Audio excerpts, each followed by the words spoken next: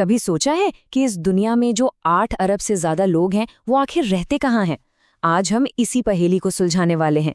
पता लगाएंगे कि क्यों कुछ जगहें तो खचाखच भरी हैं और क्यों कुछ जमीनें बिल्कुल वीरान हैं, और ये भी समझेंगे कि हमारी गिनती इतनी तेजी से बढ़ क्यों रही है। तो चलिए इस दिलचस्प सफर पर निकलते हैं। शुरुआत करते हैं इस एक नंबर से, 800 करोड़ से भी ज्यादा। ये सिर्फ एक आंकड़ा नहीं है, ये हमारे ग्रह पर मौजूद हर इंसान की कहानी है।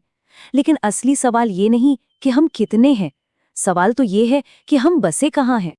यकीन करना थोड़ा मुश्किल है, लेकिन ये सच है। दुनिया की 90% आबादी जमीन के सिर्फ 10% हिस्से पर रहती है। सोचिए, जैसे एक बहुत बड़ी पार्टी हो और सारे मेहमान बस एक छोटे से कमरे में जमा हो गए हों। पर सवाल वही है, ऐसा है क्यों? और बस यही वो गुत्थी है जिसे आज हम मिलकर सुलझाएंगे। आखिर वो कौन सी ताकतें हैं जो इंसानों को कुछ खास जगहों पर खींच लाती हैं, जबकि बाकी दुनिया लगभग खाली रह जाती है? चलिए इन वजहों की तह तक चलते हैं। तो हमारा पहला पड़ाव है दुनिया का ये असमान नक्शा। आइए जरा गौर से देखें कि हम इंसान इस धरती पर फैले कैसे हुए हैं। जॉर्ज बी क्रेसी ने एशिया के बारे में एक बड़ी गहरी बात कही थी कि यहाँ बहुत सारी जगहों पर तो कम लोग हैं और कुछ ही जगहों पर बहुत ज्यादा। ये सुनने में बहुत सीधा साधा लगता है, पर यह बात सिर्फ एशिया की नहीं, हमारी पूरी दुनिया की हकीकत बयां करती है।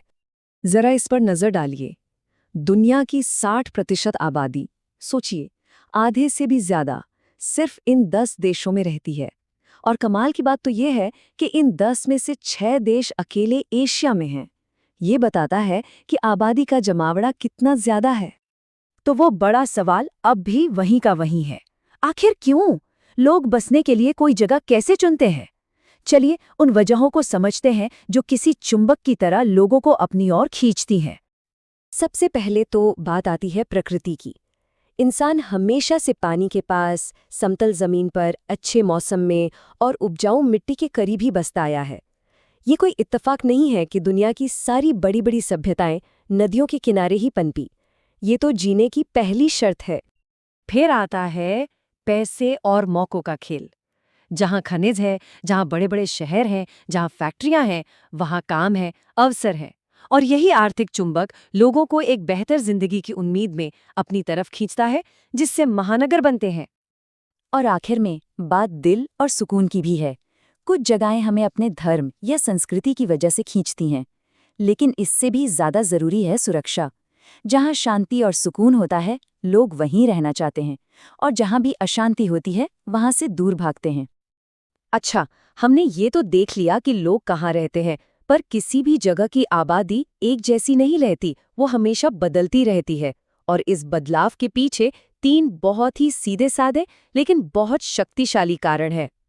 ये 3 घटक हैं: जन्म, मृत्यु और प्रवास।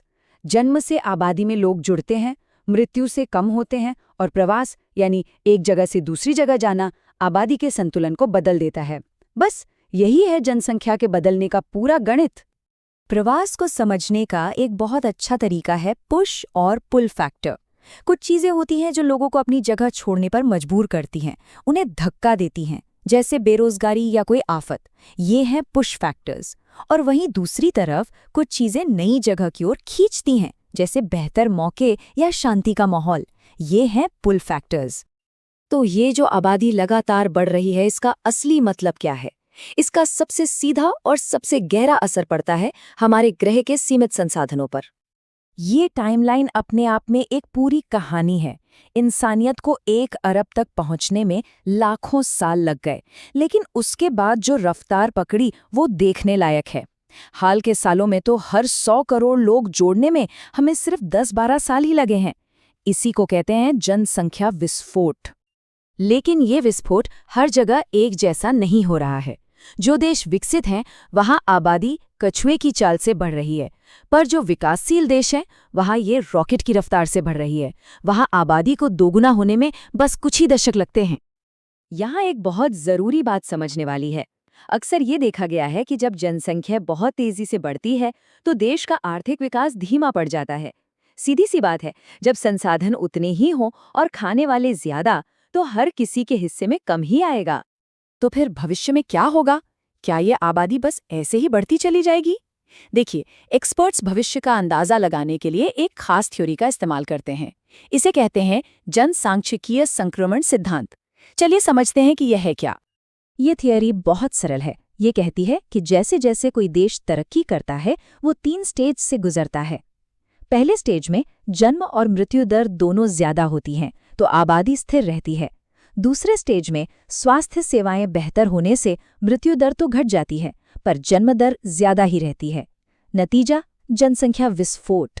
और आखिरी स्टेज में शिक्षा और विकास के साथ जन्म दर भी नीचे आ जाती है और आबादी फिर से स्थिर हो जाती है। वैसे ये चिंता कोई नई नहीं है। आज से 200 साल पहले ही थॉमस मैल्थस ने चेतावनी दी थी कि हमारी आबादी खाना पैदा करने की हमारी क्षमता से कहीं ज्यादा तेजी से बढ़ेगी और इससे भविष्य में एक बड़ा संकट आ सकता है। और यही बात हमें आज के सबसे बड़े और आखिरी सवाल पर ले आती है। क्या हमारे संसाधन हमारी बढ़ती आबादी का बोझ उठा पाएंगे? ये एक ऐसा सवाल है जिसका जवाब हमारी नई खोजों, हमारे आपसी सहयोग और आने वाली पीढ़ियों के फैसलों में छिपा है। और इस बारे में हम सबको सोचने की जरूरत है।